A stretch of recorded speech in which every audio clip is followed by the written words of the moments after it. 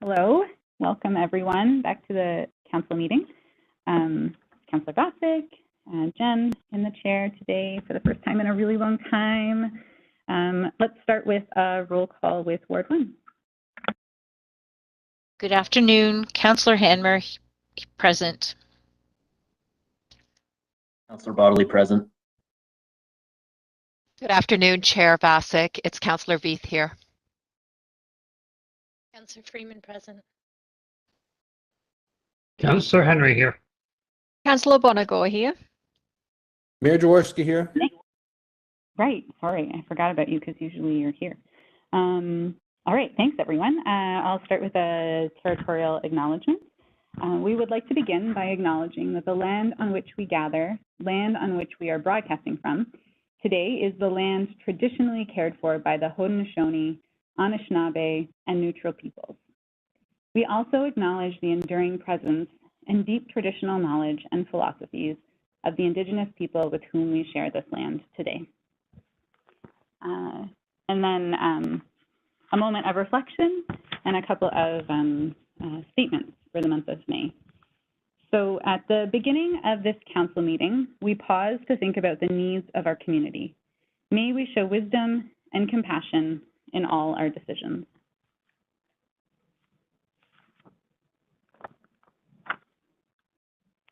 And I'm reading this on behalf of Mayor Jaworski for National Jewish Heritage Month. May is National Jewish Heritage Month, which is a great time to learn about the impact of Jewish heritage in communities across the country. Jewish Canadians enrich our communities and lives every day, socially, culturally, economically, and politically. Despite the many obstacles and injustices Jewish people encounter, they have demonstrated resiliency and commitment to their heritage and countries when it is becoming increasingly more difficult. Our community has not been immune to these acts of hatred against different groups. I believe in our residents, and I know goodwill always prevails, but only if we remain diligent and call out these evil acts. In the face of racial injustices and prejudices, and religious injustices and prejudices, we must all remain united and strong. We must always stand up for each other. We remain united with Jewish Canadians and wish everyone happiness, health, and prosperity as we celebrate National Jewish Heritage Month. It is also Asian Heritage Month, and I'll read a statement on behalf of Mayor Jaworski as well for that. Sunday, May 1st, marked the beginning of Asian and Pacific Islander Heritage Month. The significant contributions made to our community and country by people of Asian descent cannot be overemphasized. We honor all contributions, whether to civil society, public service, education, science and technology, or the economy. We recognize the struggles of Asian people of Asian descent, including racial discrimination, stereotyping, and anti-Asian hate, which increased significantly as a result of the COVID-19 pandemic. In our own community, we reaffirm our commitment to addressing anti-Asian hate. This May, we rededicate ourselves to making the city of Waterloo a place where the contributions of all Canadians of Asian descent are recognized. All of us have a role in creating a city that treats individuals with respect and dignity, and to bring an end to racial discrimination and build a more inclusive community and public service.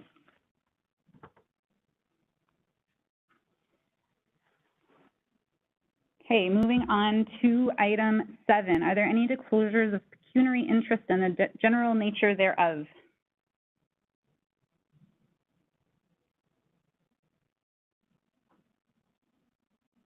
Okay, no. All right, so moving on to number 8, approval of minutes for the April 11th, 2022 council meeting. Mover and seconder in the chat. Mayor Jaworski moves. Councillor Bodley seconds. So we'll start with the Ward 1 with a vote. Councillor Hanmer in favor. Councillor Bodley in favor. Councillor Veith in favor. Councillor Freeman in favor. Councillor Henry in favor. Councillor Bonago in favor. Mayor Jaworski in favor. I'm in favor too. Thanks, everyone. And so number 9, delegations. We have one delegation today about on-street parking from William Banks. William, are you there? Welcome. Yes, hello, I am here. Great, thank you. So you have 10 minutes to share your thoughts with us. Thanks for coming. Oh, no problem. Okay, I actually won't take even that long. My concern today, first off, I'd like to say good afternoon, all councillors, members of council. I'm speaking today in regards to the parking on several of the residential streets and lack of roadway that's available during the winter and sometimes during the summer. There's a lot of people parking just right on the road. There's way too many cars, way too much traffic. And this is at all hours of the evening, nights, and also in the mornings, early mornings. About the only time that you can find that the streets are actually available, lanes are able to be used is in the afternoon time. It's very, very inconvenient for those people who live on those residential roads to get home to their houses. So that's my issues today. It's really regarding the parking that's on the road.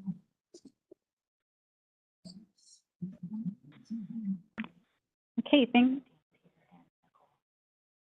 Oh, okay, thanks, William. So Christine is here, and does anyone from council have any questions or comments for William? Mayor Jaworski, go ahead. Thank you. Through the chair to William, thank you for coming out today. You mentioned parking issues at certain times of the day. I can guess a few different scenarios, but perhaps if you could describe the exact scenario, I think that would be helpful for council and staff. Okay, perfect. I'll give you one street in particular. It's North Lake Drive.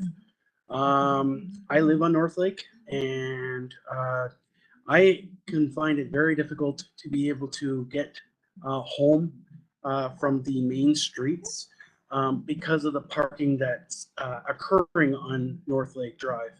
Cars are parked with no space for somebody to maneuver themselves in. They have to go to the other lane. It's a forcing of a one lane at that time.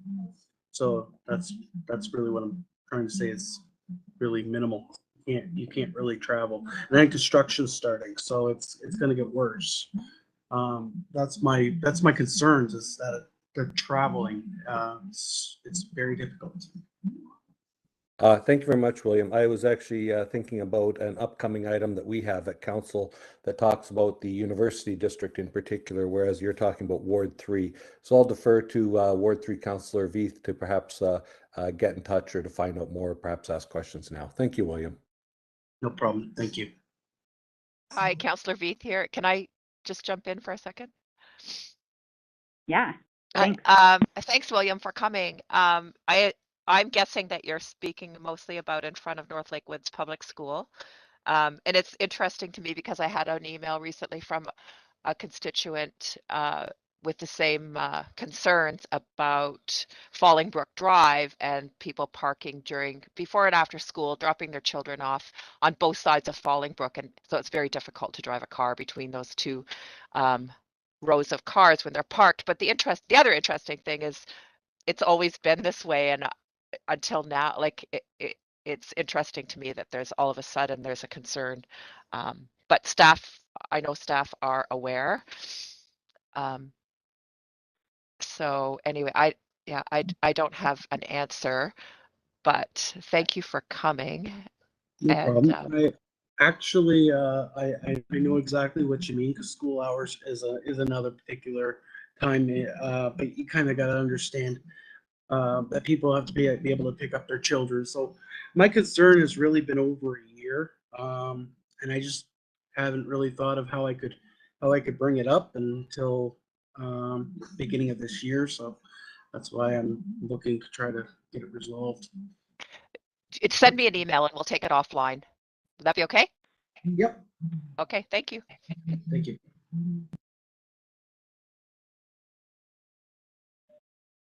Thanks so much, William, for coming in, and we'll make sure that you get connected with Councillor Veith as well. Thank you so much.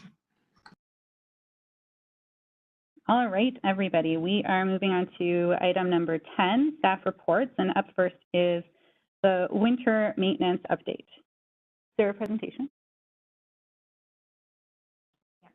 And, oh, great. Okay, take it away. Thank you. Thank you, Chair Vasic. Good afternoon, Chair Vasic, Mayor, councillors, staff, and residents. I will provide a brief presentation on winter activities on behalf of Transportation, Parks, and Municipal Enforcement. Jeff and Nicole will also be available for any questions with respect to their divisions. Next slide, please. This presentation will provide information on the 2021-2022 winter and its events. I will also highlight our challenges, the feedback we received, and opportunities for us going forward. Next slide, please. For transportation, our 24-hour winter operations commenced on November 14th and were complete on Easter Saturday, April the 16th at 11 p.m.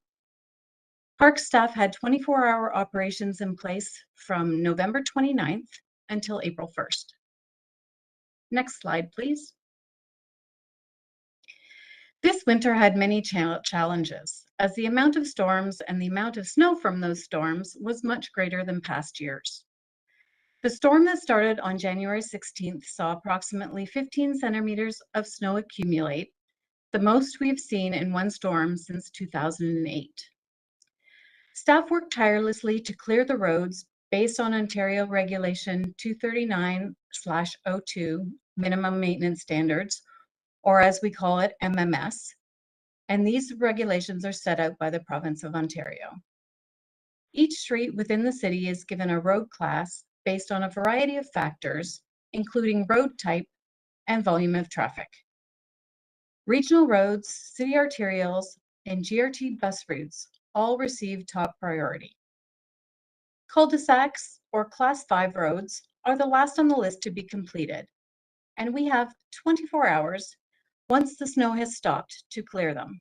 We can leave 10 centimeters of snow on the Class 5 roads. However, our standard is to clear them as best as possible, exceeding the MMS requirements. Due to the large number of events in January and February and the consistent cold temperatures, the snowbanks became larger and larger. Windrows at intersections required snow loading, and residents ran out of room to store their driveway and sidewalk snow successfully. Finally, in March, we had a bit of a thaw, but that led to roads and sidewalks icing over, presenting other challenges. Next slide, please. We declared snow events 5 times within 2 months, along with the cities of Kitchener and Cambridge. This provided a clear message to the residents that all 3 cities were performing winter operations in the same manner. While this was our 3rd season of declaring snow events, it is still a struggle to have residents understand that on-street parking is not permitted during the entire duration of the snow event. Snow clearing cannot be safely and effectively completed with cars left on the street, extending the hours to complete our cleanup. Next slide, please. Residents expect the roads to be cleared quickly and without placing road snow in their driveways or on their sidewalks. This is not possible based on equipment, staffing, and the amount of snow that falls during any given event. Staff recommend additional communication to the public to assist with these expectations. In addition, snow clearing during snow events continued to be a challenge with the high number of parked cars left for us to navigate around. In most cases, we simply cannot get down the street, which means those streets are left until the cars are removed. Municipal enforcement assisted by ticketing vehicles during all 5 snow events. However, we need the community to understand why cars must be off the street once the snow event is declared. Back-to-back snow events created struggles with staffing, as our employees can only drive for 13 hours and then require at least an 8-hour break. As the city has grown, the number of streets, bike lanes, and multi-use paths have increased, putting a lot of pressure on the available staff and equipment. The transformation of Larch Street to a Wernerf was completed in November of 2021. We used our smaller laneway plow truck, and park staff utilized a combination of trackless units and hand shoveling to complete the winter maintenance. Snow loading of the street occurred several times due to the lack of space to store the snow. The planting beds along the street will be completed this summer, and we anticipate a further loss of area for snow storage and increased snow loading next winter. Despite this, 2021 was a valuable learning experience for city teams to adjust to such new enhanced streetscapes. This year was also a challenge for both MES and transportation, as private property owners pushed snow onto the roads, requiring staff to return to many streets to clean up the additional snow. Next slide, please. Minimum maintenance standards also apply to snow clearing of sidewalks. Snow accumulation of greater than 8 centimeters must be cleared within 48 hours based on the provincial requirements. The City of Waterloo requires sidewalks to be cleared within 24 hours of accumulation. This season did pose challenges for some residents, especially during the significant snow events. Those with curb-faced sidewalks had challenges with snow being pushed back onto the sidewalk from the plows. Municipal enforcement is working with our accessibility advocate to understand how we can improve service levels and reporting tools, in addition to providing program development to assist residents with accessibility issues and sidewalk snow clearing issues as well. One concern expressed was the amount of snow left by the plows at intersections and adjacent property owners not clearing the areas for pedestrians to cross the street safely. The plows must clear the roads, and we do rely on the adjacent property owners to assist us. Staff will be reviewing if the main crosswalks within the uptown could be cleared by a contractor to ensure safe crossings. There is no current budget for such a program.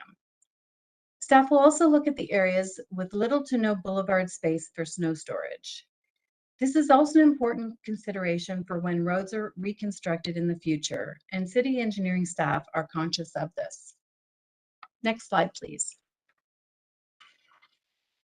While I know all of you have received complaints about our winter operations, we thought we'd share a couple of the compliments. From corporate communications we received, we're seeing a lot of thank yous and positive comments for snow clearing operations of all kinds on our social feeds and other places online. Please pass along to your teams. We're seeing thank you from appreciative residents and lots of good wishes for their safety as well, knowing that they've been out in the conditions most of us have stayed home in. A plow driver with great finesse has left the streets so clean you can eat off it. Simply wanting to say thanks to the plow drivers for 2 reasons. First, for their work helping wing away the snow across the street from my location. I blow the snow sometimes, and the little bit of additional help was very well received and appreciated by those residents. Also from myself, for using the wing to push the snow a lot more tightly to the curb. This season has been great and much easier to do cleanouts of the sidewalk connections to the street crossings. Staff also work with our partners, our contracted snow blowers that clear our widened street corners and our cul-de-sacs, GRT to ensure that the bus stops are cleared properly, the region with our separated cycling facilities on King, Herb, and University, snow loading in the up-down adjacent to the LRT tracks, as well as adjacent to the multi-use path with our partners in parks. And of course, the City of Kitchener, as we do have a reciprocal agreement with them where we do some of their streets and they do some of ours. Next slide, please. Going forward, staff are recommending the following. Work with our communications staff and our neighboring cities to provide enhanced information about winter control operations, similar to what we did with leaf collection in 2021. Continue to work through the recommendations from the 2019 Deloitte report with the emphasis on medium-term and medium cost opportunities. Approval of the FTE for the supervisor in transportation for implementation in 2022. The trackless equipment for parks in 2023, and 2024. And that the pilot project for the snow and ice officers in MES be considered as part of the 2023 budget process, as well as the exploration of contracting out certain services, which could include parking lots, intersections within the uptown, and sidewalks and trails during heavy snow events, and review other opportunities as the city's transportation network continues to expand. Next slide, please. This concludes our presentation, and we would be happy to answer any questions at this time. Thanks so much, Chris, for that presentation. I see that Mayor Jaworski has a question, but it requires getting a page of the packet up. So Mayor Jaworski, do you mind if we start with Councillor Henry? Oh, or there it is, Mayor Jaworski. Oh. Yeah, that's good. I see it's almost up there.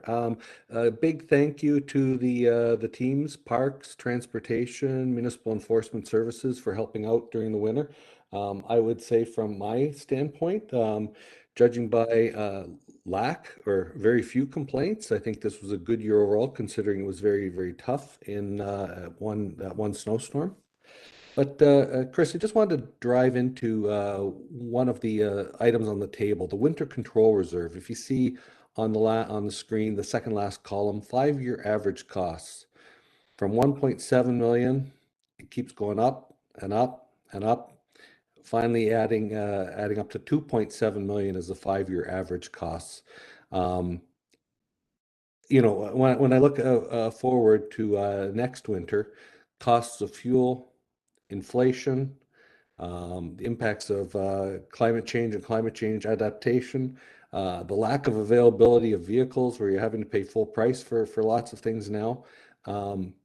Where's the good news here, Chris? Is there any light at the end of the tunnel? I'm not seeing it. I just wonder, since actually both you and I won't be seeing many snow plowing seasons going forward. Just want to see, giving insight to a future council, where is this number going? Through you, Chair Vasic, to the mayor. I would suspect that those numbers are probably going to go up because, of course, you are right. Our fuel costs are increasing. We've had increased salt costs in the past 2 years, which is a big reason for the jump in 2020 and 2021, because those costs are not decreasing. And our city is still growing. We still have additional roads that are being brought online. So those roads are adding to our costs. I'm sorry, I don't have any better, happier. No, thank you, Chris. I just wanted to make sure I wasn't missing anything, that maybe that number might start trending downward. I don't see it, and you've kind of confirmed that as well. So thank you very much, Chris. Mayor Jaworski, you're always the optimist. I don't know what's going on right now. Good noticing though. Councillor Henry, you're up next. Thanks, Chair Vasic, and yes, I did notice the same thing in Table 1, that it's not a pretty story, and it's not going to get better anytime soon. Though at least our transportation master plans, orientation around no new roads beyond those which are already in the plan, at least suggests that we will be getting to the end of new roads, and there's some benefit from intensification to that. More people on the same space should make it a little bit easier to be able to pay for what we're doing. I just wanted to go back, Chris, to something that you'd mentioned earlier in the slides, and then I didn't see it in the sort of key opportunities slide that you said to look ahead, and that was taking a look at in particular at uptown at intersections, and at sidewalks just up against the road in terms of challenges there, and some considerations around maybe some contract services, but of course there's no budget. I was just wondering where those ideas sort of fit into the look ahead for planning.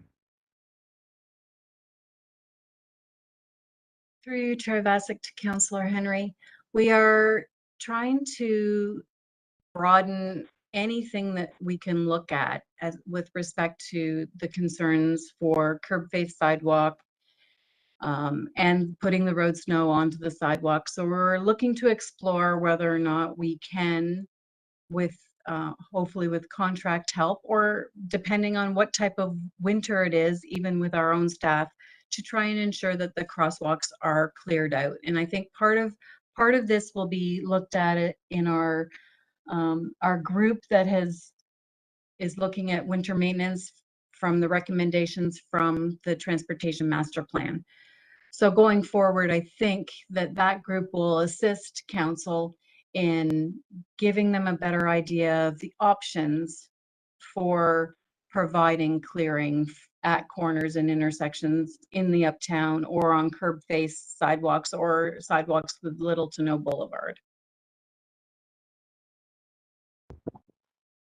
Okay, yeah, and obviously there are a number of cost pressures to deal with, and service level changes are sort of big ones. I was just trying to get a sense of whether there were suggestions coming in the next budget, or it sounds more like it's for the next 3-year budget. There might be some ideas on the table to look at. Okay, thanks for that. Appreciate it. Thanks, Councillor Henry. On to Councillor Bonagor for some questions. Thank you. Through you, Chair Vasic. I have a few questions here. Chris or anyone else, feel free to field them as they come through. There was a significant increase in complaints. I'm just wondering if staff got a feeling if the problems were worse this year due to the weather, or if it was a case of more people reporting.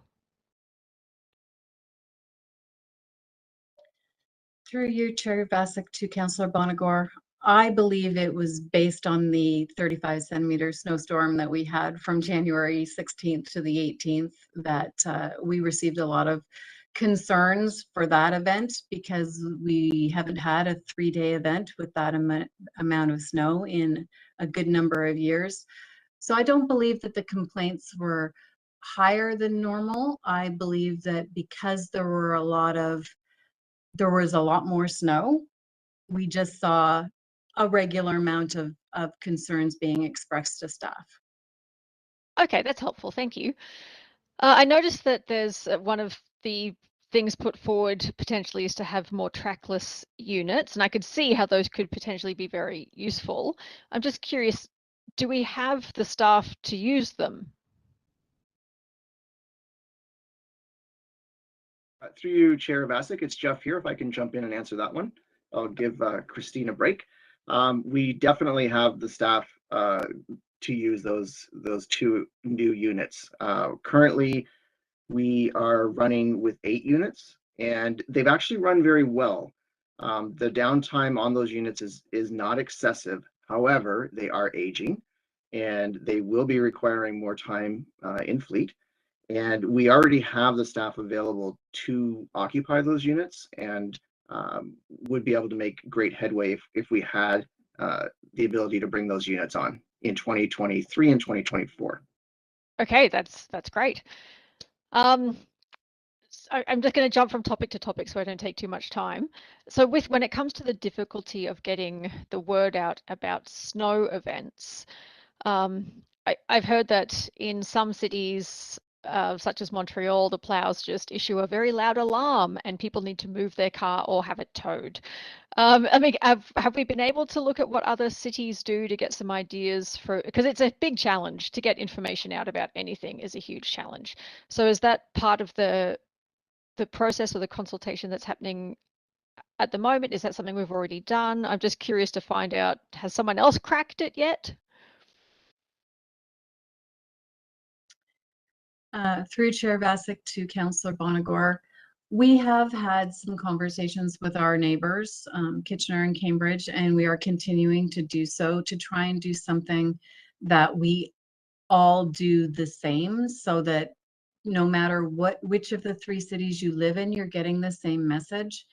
And I think that enhancing our communication plan, starting earlier, say early November, to get the message out to the residents as to what is expected during a snow event will be very helpful, and we'll be looking to our partners in communications to help us with that.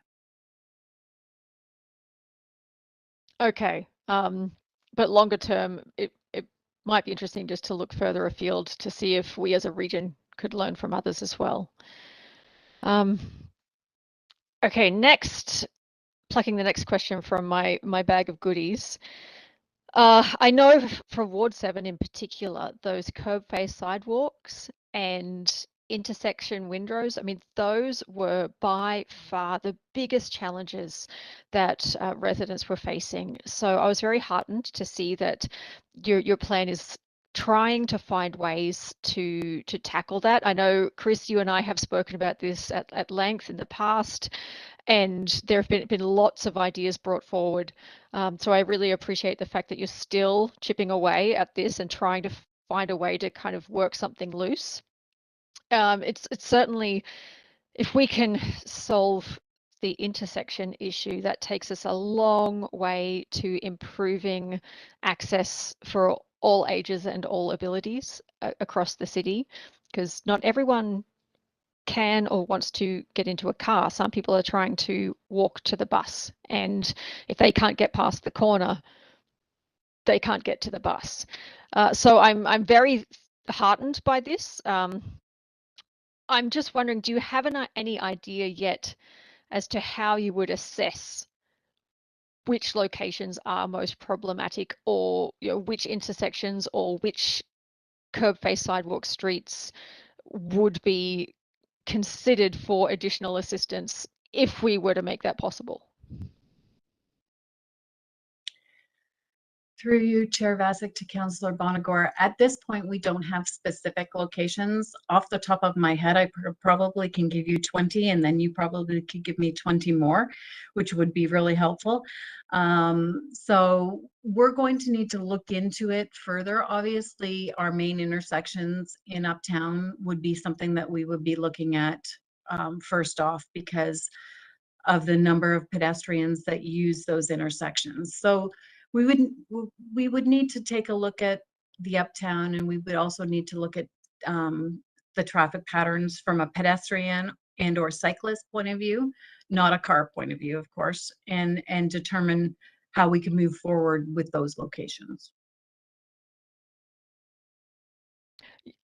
That certainly makes sense. I'm just curious, are you aiming to have some kind of like priority grid or network, or is that something that would be dealt with further? Am I too early in the process to be asking that? I would say a little too early in the process to be asking that, because we're not exactly sure what we want to do with this. So getting council endorsement of us doing further research, and then we can nail down the specific locations. And of course, if there are any locations that council wants to provide to us, we'd be happy to look at those as well. That sounds great. I would be more than happy to sit down and share some of the hot spots or the sadly frozen over spots for Uptown when it works for you. Councillor Bonagor, I see that Nicole could jump in too. Would that be okay before your next question? Oh, certainly. Yeah, I've just got one more. That's great. Thank you. Through you, Chair Vasic. Thank you.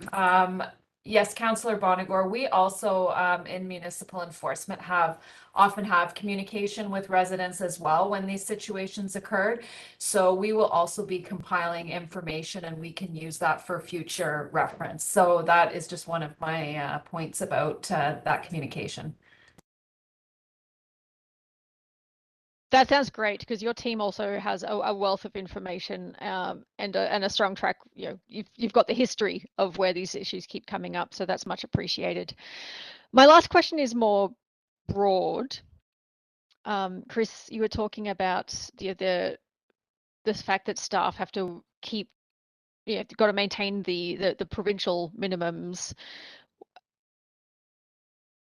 I'm just wondering if it's worth, whether those minimums need to be rebalanced, and if it's worth council considering approaching the province to take a fresh look at minimum maintenance standards to see if there's potential to better balance the needs between cars, cyclists, and pedestrians. Because I understand we're kind of stuck meeting provincial minimums.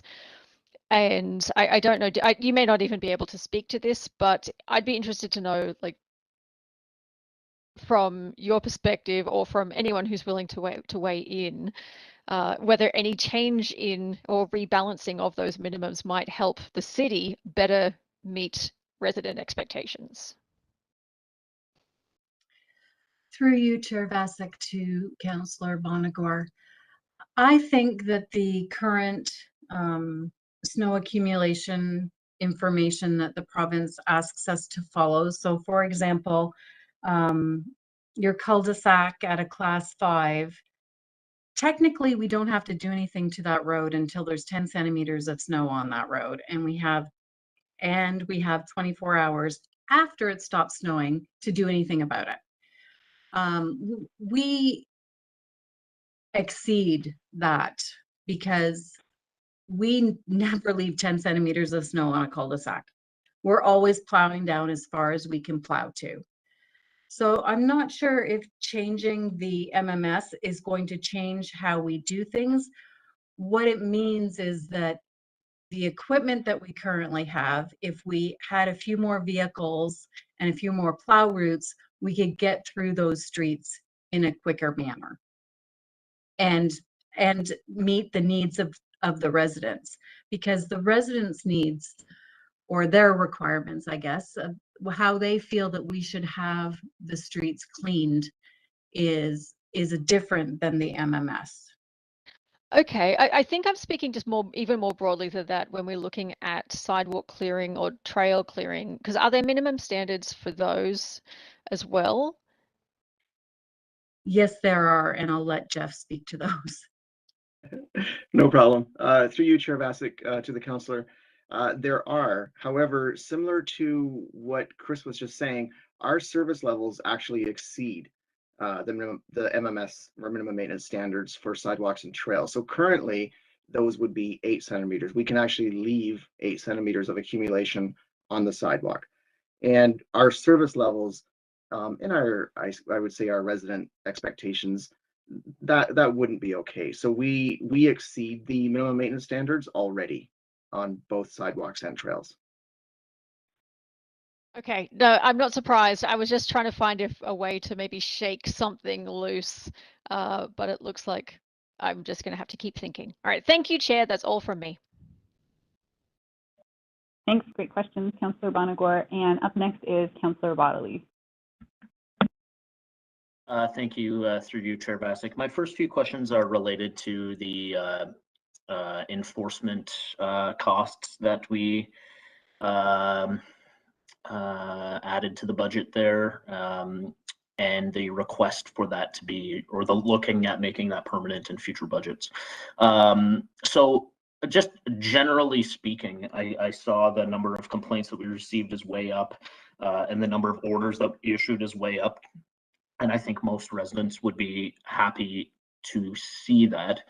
I'm curious if we believe that the increased enforcement that we've been doing over the last couple of years has led to the sidewalks getting to a functional state quicker, or is this more of a performative thing where they're getting orders, they're getting issues, they're getting tickets, but it's still taking weeks to get the sidewalk to a place where it's passable? Through you, Chair Vasek.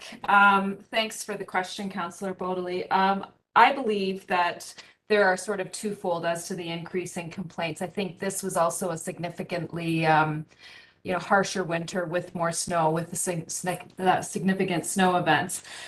With the pilot this year, we were also able to do some more proactive complaints, which is something that we have been asked to do for numerous years. Often we have trouble keeping up with complaints coming in. We do rely on those complainants to be the eyes and ears to assist us. So I think that's another piece to it. We had some time to do some proactive patrols at some of our problem properties. If that assists you. I think the other piece with having the extra officer, it also enabled us to escalate complaints of a more serious nature if there was a slip and fall. We have been working with our accessibility advocate as well to look at better ways for sidewalks to be reported, to be cleared, and it's an ongoing process that I think we're working to do better. We can always do better, of course, and it's been very insightful to have the chance to speak to some residents about what their journey is like on the sidewalks when there are mobility issues and so forth. I don't know if I've answered your question totally. It does. I appreciate that. Yeah, I'll leave it at that for now. On the with respect to enforcement, a couple of more sort of follow-ups there. Absolutely. So the one thing I appreciate that more people are calling in and making complaints and lodging concerns, because that means that we can get to them and that we can eventually get the sidewalks so that it's passable. That's the goal. The goal isn't to ticket people. The goal is to make it accessible for people to walk on the sidewalk in the wintertime. And so I appreciate that we're getting these increased quantity of complaints. My question or my concern, and that I would like you to speak to and maybe speak to solutions that you might have on this is there do we have any concerns that this is a squeaky wheel sort of situation where it's a few folks really going hard on complaints on every sidewalk that they see, and that is leading to a sort of de facto increased level of service from our enforcement officers into those areas, and that we're not necessarily equitably or efficiently even distributing those enforcement resources across the city? I'm hoping you might be able to speak to that a little bit. Yeah, absolutely. Through you, Chair Vasic.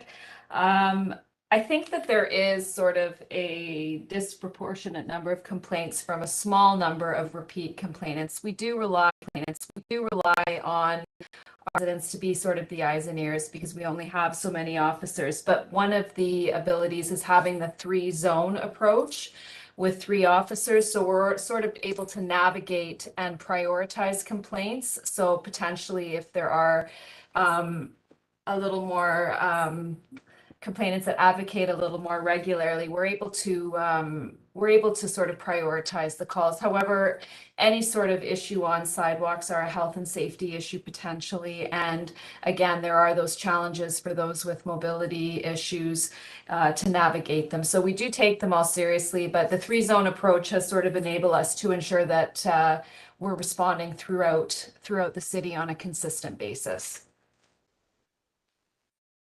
Okay, that's great. And my last question on enforcement is just oftentimes I hear from complainants in my area that we shouldn't have to complain. It's the same people who do it every single year, who are repeat offenders, and they know that they can get away with it, and so they keep doing it. I'm wondering if you could maybe speak a little bit to the process with respect to problem areas, repeat offenders, potentially absentee landlords, these types of issues where we're going back year over year or within the season going back multiple times for a complaint. If you could speak to some of the process on that, I'd appreciate that too. Through you, Chair Basic. Yes, thank you. We are always looking at ways to improve, certainly with repeat offenders. We have the ability, after we've been to a complaint, we wouldn't even issue a notice the second time. We would simply initiate a cleanup and then add sort of an administrative fee that we're permitted to add to assist us in covering our inspection costs. We are also looking at potentially looking at some problem addresses in advance of the season and potentially sending out information in advance regarding the obligations to clear the sidewalk and the reasons why it's so important. And again, through our working group, we're always looking at different solutions as well to assist us with this. We tend to simply have we have the ability to have a contractor clear the sidewalk.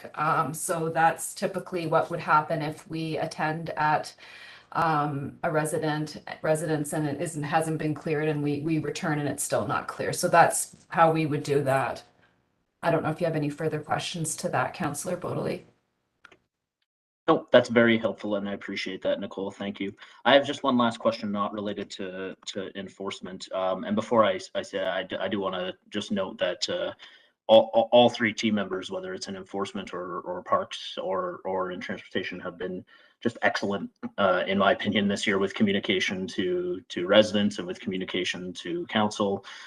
When there have been complaints, just very professionally handled, and really appreciate everything that the folks do on each of these teams and throughout the teams. So thank you for that.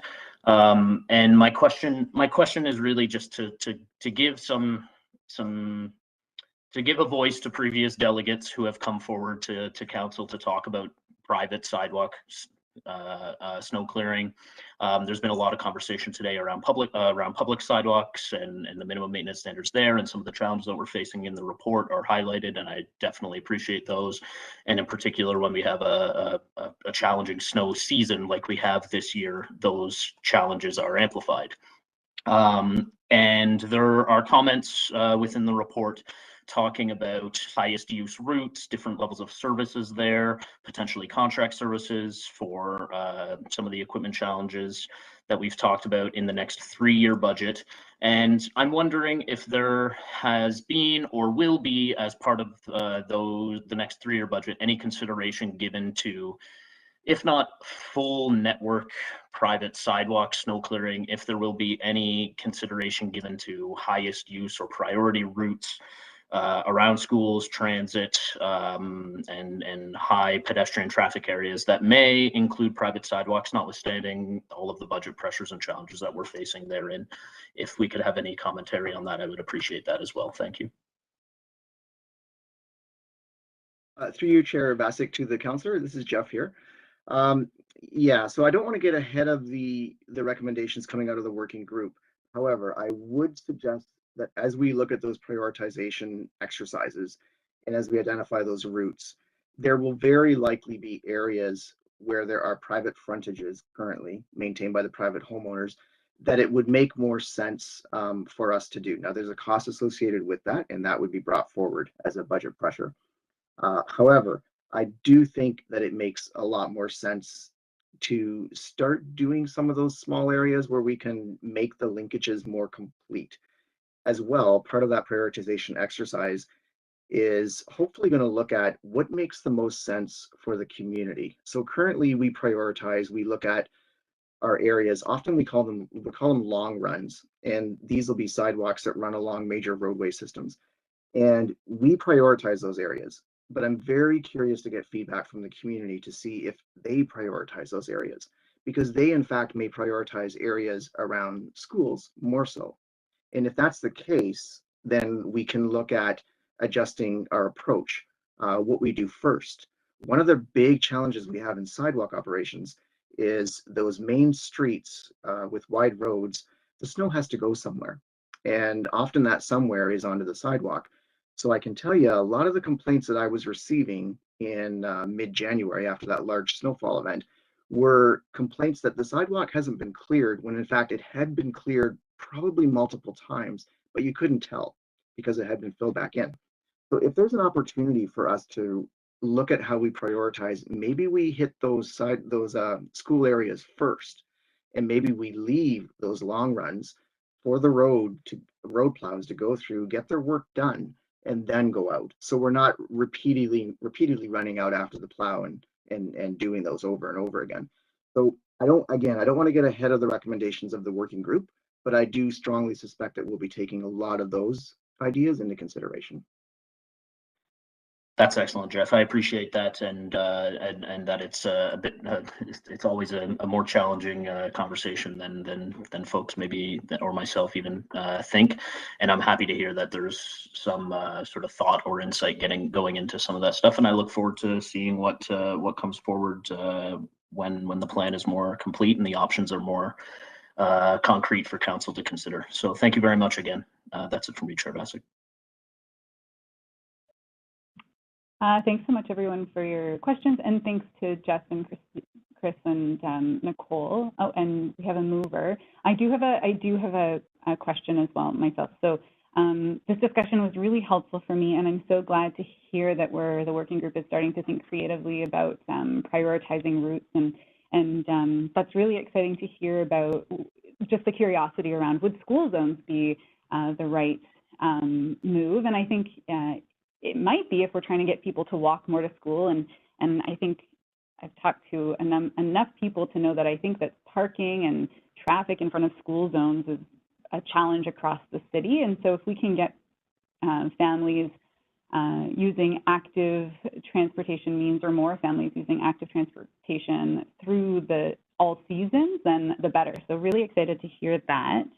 And okay, actually, yes, my question is, will GRAC, so the Grand River Accessibility Advisory Committee, and the city's new accessibility advocate be involved in working group discussions?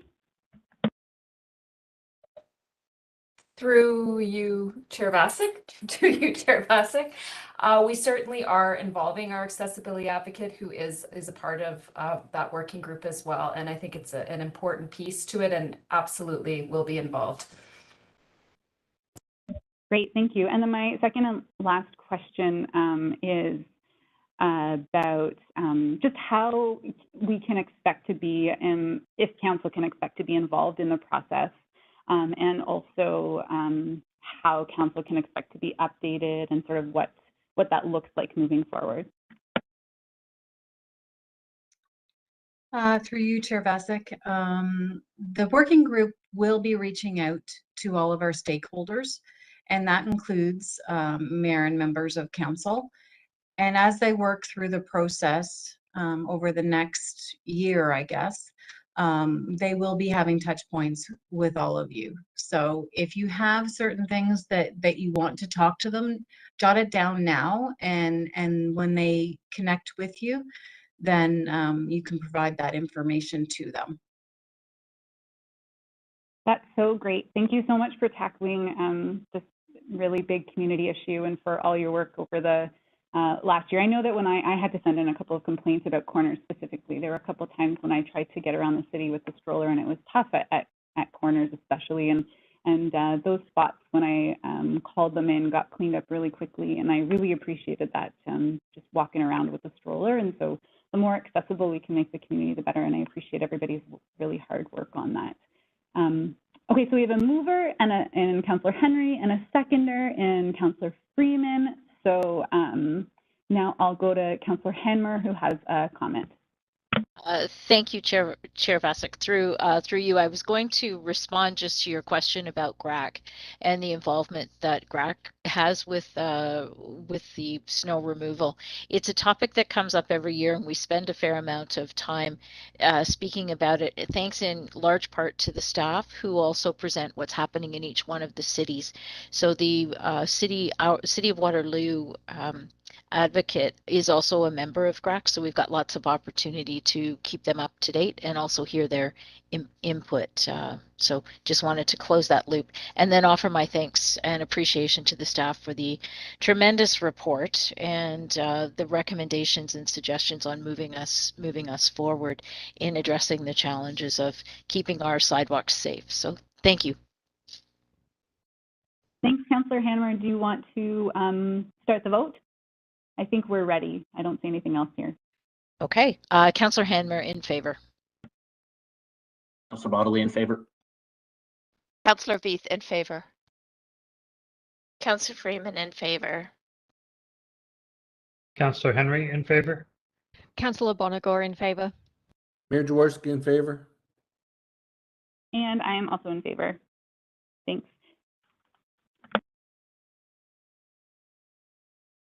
Okay, everybody, I need to take a 2-minute recess just to go to the washroom. So we will get back in 2 minutes.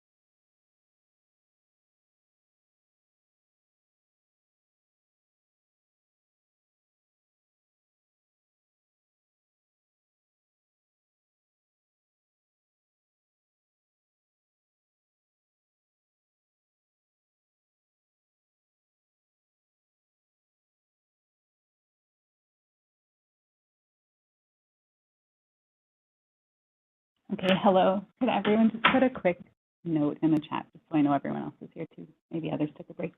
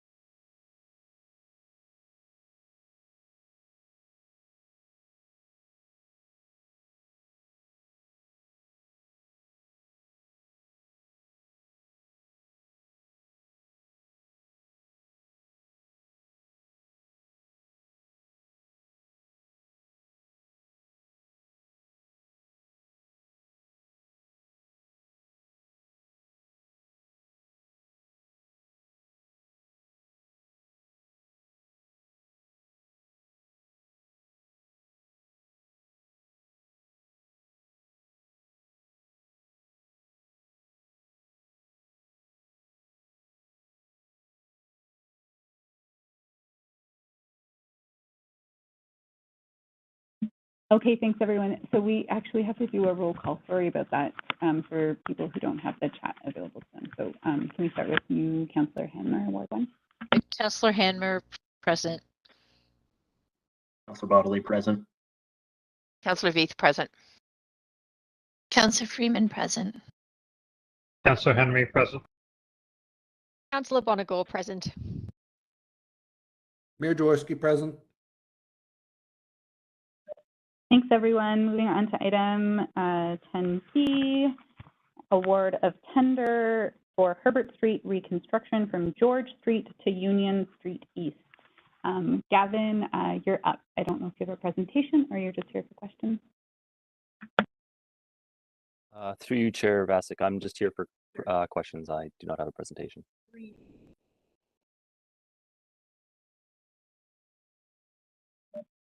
Okay, great. I'm not seeing any pop up. Any questions, comments from anyone? Ward Councillor?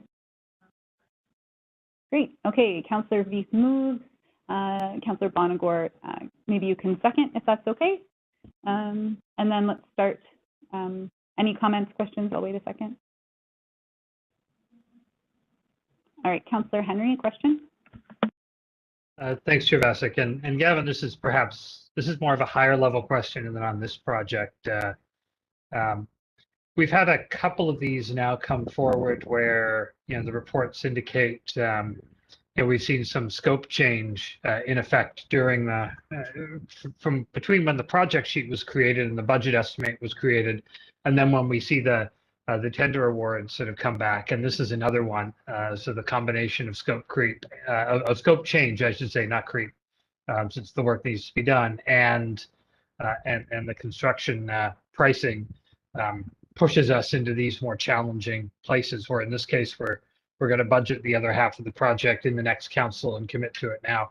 But I'm just curious at a higher level, if this sort of pattern of scope change between budget approval and this thing is uncommon, if it's sort of common and we've been able to manage it before. I just want to get a handle on how often this is that we should anticipate that aspect of it happening, because we are, as staff are certainly aware, starting to tap out of our surplus projects to transfer and reallocation of money. So I'm just curious how, from a process standpoint, we're ending up with a number of these where we've seen some scope changes in addition to the construction appreciation. Yeah, through you, Chair Vasic, I believe Dan has indicated he wants to answer that question. I can provide more details from my point of view if necessary, but I'll defer to Dan for now. Thanks, Gavin, and through you, Chair, to Councillor Henry. It's certainly been a challenge this year, although I think if I look back, over the last 2 to 3 budget cycles, I would say it's been more the exception. I think we've been fortunate to have fairly stable market conditions, so that's enabled us to sort of anticipate pricing for scope of work and budget appropriately for the conditions that we're seeing. We have had a couple of unusual ones recently, as you do mention, of course. I think everyone's well aware of what's happening in the market and the inflation and the the number of factors that we're dealing with that have caused such rapid price increases. And on the scope change portion of it, I think just more coincidental.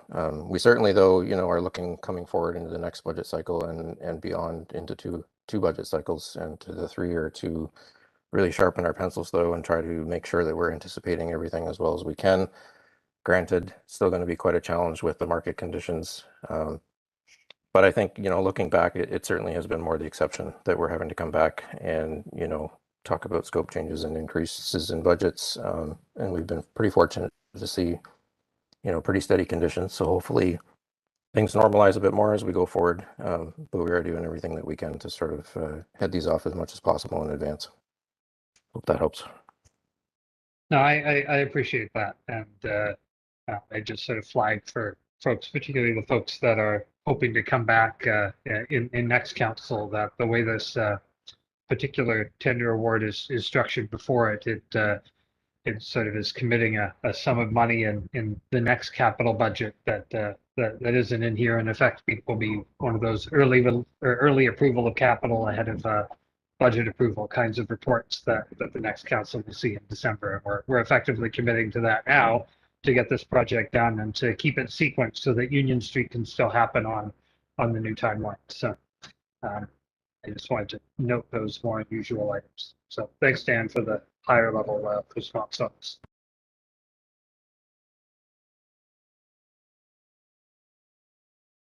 Thanks, Councillor Henry. I don't see any more questions and thanks, Dan and Gavin as well. I don't see any more questions or comments, and we have a mover and seconder. So could we start the vote with Ward 1, please? Councillor Hanmer in favor. Councillor Bodley in favor. Councillor Veith in favor. Councillor Freeman in favor. Councillor Henry in favor. Councillor Bonagor in favor. Mayor Jaworski in favor. Councillor Vasic in favor too. Great, thanks, Gavin. On to item 10C, University Avenue Gateway Strategy Implementation, a release of funding request. Rick. Oh, and Rick does not have a presentation, so I'll open it to, all right, so we have a mover in Councillor Freeman, a seconder in Councillor Henry, and Mayor Jaworski has a comment. Thank you very much, through the chair, to the team. Thank you for bringing this great idea to the council table. Certainly the Wilfrid Laurier University, as it prepares its major music center fundraising and campaign, and that's in the order of $15–17 million, and for us to have a part in it, really, with the little, shall we call it, a mini amphitheater just outside the door near the sidewalk, where people can play music and that along the streets. The students who are coming here from all across Canada to become top musicians or whatever their music career shall take them. And I think really having this as part of the University Ave Gateway is just the ideal way to liven up University Ave, and is well in tune with what was envisioned. So thank you very much to the team.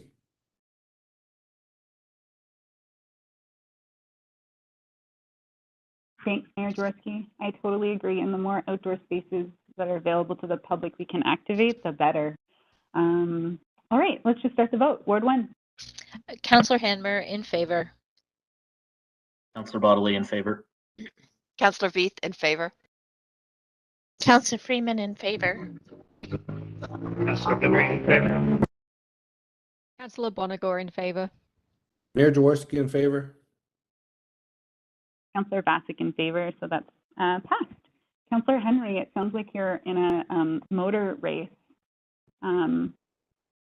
I am enjoying this meeting from my balcony, which means you will occasionally hear King Street traffic, Columbia Street traffic, sometimes Weaver Street traffic, and if there's somebody using their air brake on the highway traffic. Lucky you. Okay, up next, 10D, pretty exciting social procurement policy. Is there a presentation for this?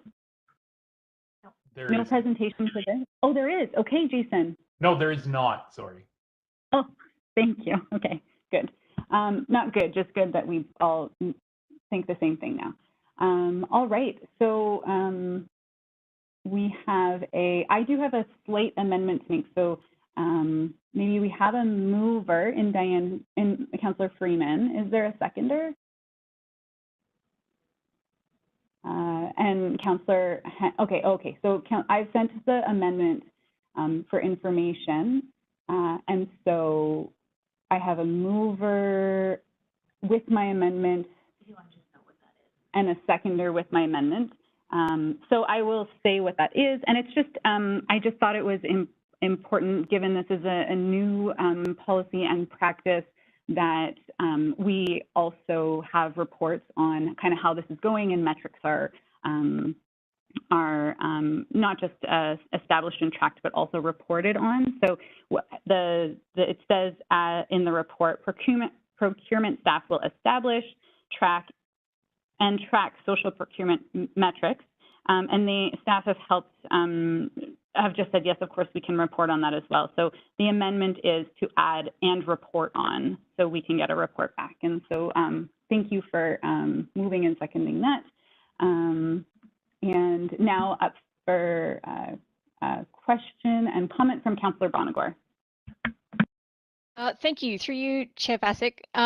Thanks, Jason, for bringing this forward. I just had a question or a comment. It looks, in reading the policy, it looks like it would mesh very, very well with our climate goals as well. And I'm just wondering if social procurement, if the policy as it's written or as it's intended to be used, is it also intended to help with kind of climate-friendly procurement as well? Is that what you're intending? Is it sort of intended to be like a happy byproduct? If anyone can kind of speak to how those two things nest together, I'd be quite interested to hear about that, please. Through you, Councillor Vasek, to you, Councillor Bonagor. At this point in time, this was more on the social side than the climate side. Not that there won't be interchangeable pieces, right? Through that, but at this point in time, it was more directed to the social aspects versus the climate aspects. Just in that, I know we have some other green related stuff with fleet and things like that they've been working on. And I don't know, Tracy, if you're available, you might be able to speak a little bit more to that piece on that. But as written and as is, it was definitely more slanted towards the social side of it.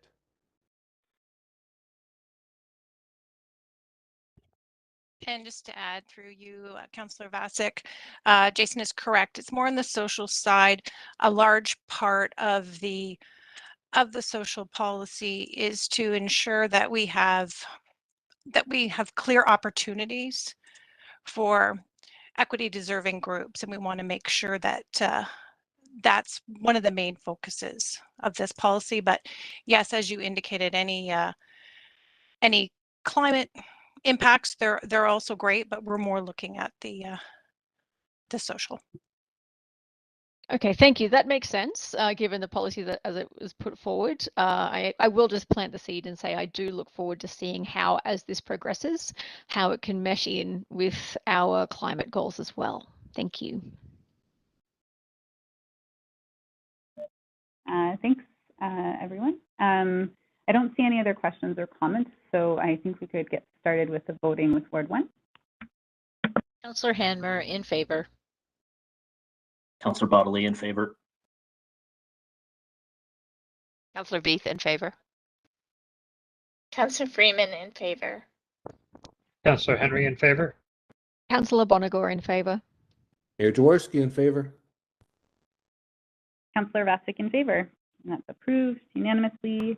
On to item 10E, Municipal Election Compliance Audit Committee Terms of Reference Amendment. And Julie is here to answer your questions. There's no presentation.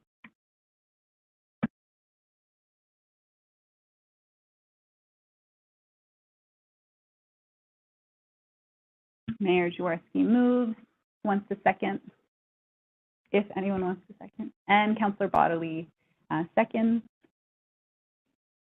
No questions or comments, so let's start the vote with Ward 1. Councillor Hanmer in favor. Councillor Bodley in favor. Councillor Beath in favor. Councillor Freeman in favor. Councillor Henry in favor. Councillor Bonagor in favor. Mayor Jaworski in favor. Councillor Vasic in favor, and that's approved unanimously too. And last item, 10F, lot maintenance bylaw amendments, a report as information.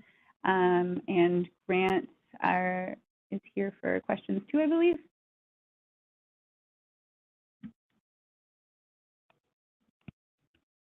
Not seeing any questions or comments. Does someone want to move and second it? Okay. I think Mayor Jaworski thought he put that in. Anyway, that's funny. It's so funny to keep track of the chat. Okay. Councillor Bodley moves it. Mayor Jaworski seconds it. Before there was a mover, I think. Wait a second. Can I just get Councillor Beast to second it? Because you've already seconded Mayor Jaworski. Okay, Councillor Bodley moves. Councillor Beast seconds. Let's start the voting with Ward 1. Councillor Hanmer in favor. Councillor Bodley in favor. Councillor Beath in favor. Councillor Freeman in favor. Councillor Henry opposed. Councillor Bonagor in favor. Mayor Jaworski in favor. Councillor Vasic very much in favor. And it's approved, not unanimously, but approved. And that's it for our afternoon meeting, and we will recess and reconvene at 6:30 for 2 planning matters, an informal about the official plan amendment for 81 and 85 Bridgeport Road East, and a zoning bylaw amendment for 310, 312, 314, and 316 Herb Street West, starting at 6:30. And if everyone could come back by 6:15 for sound checks, please. Great. Thank you. Thank you. Bye.